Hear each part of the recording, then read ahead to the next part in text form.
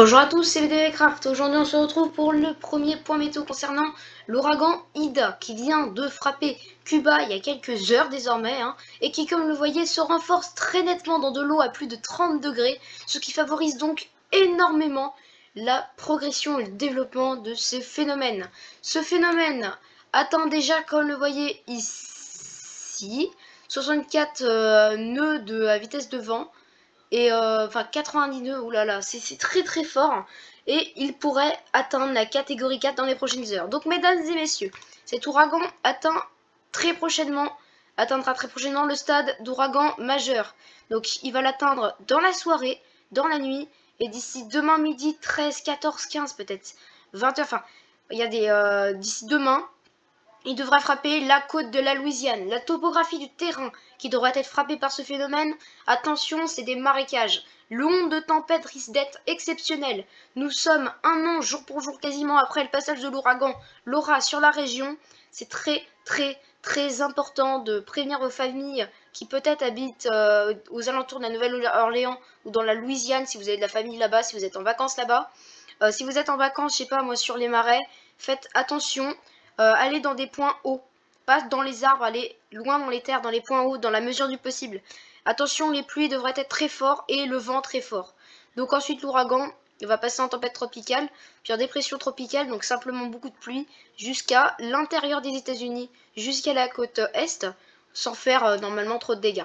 Regardez le reste de ce phénomène. Donc on est actuellement là, il va continuer de se développer jusqu'à peut-être passer en catégorie 3, voire 4.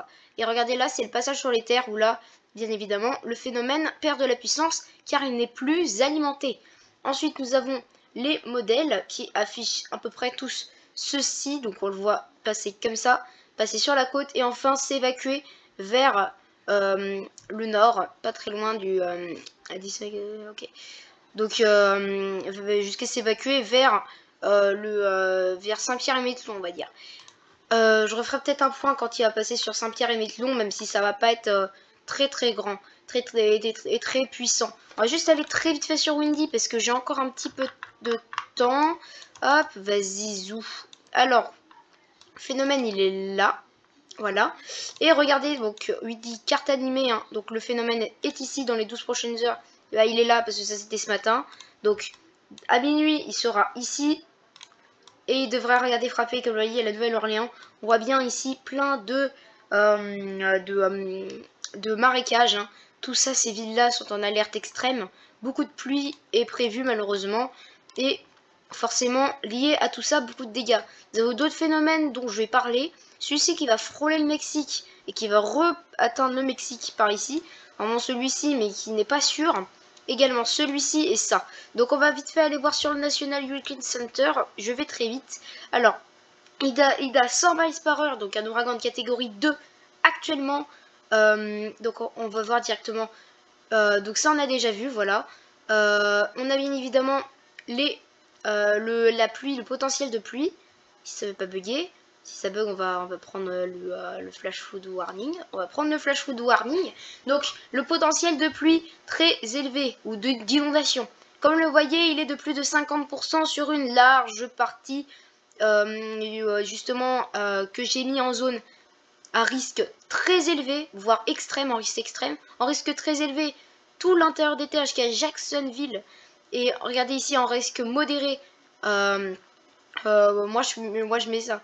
Donc tout là. Et un risque moyen, on va dire quand même tout ça et un peu par là. Donc un jour, donc demain ça va faire ça. Dans 2 jours ça va faire ça. Et dans 3 jours ça va s'évacuer.